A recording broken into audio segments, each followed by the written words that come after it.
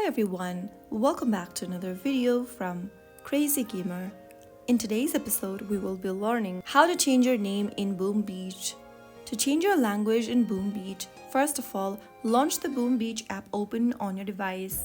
From the main screen, go ahead and tap on the gear button on the left hand side menu.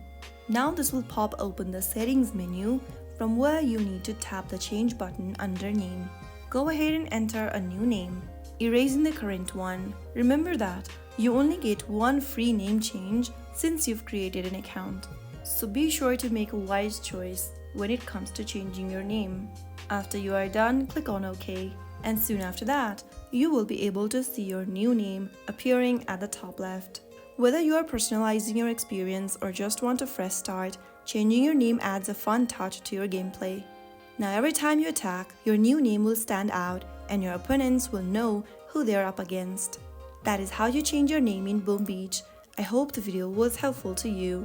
If it was, make sure to give us a thumbs up and subscribe to the channel for more tutorials. I'll be back in the next video. Thank you for watching.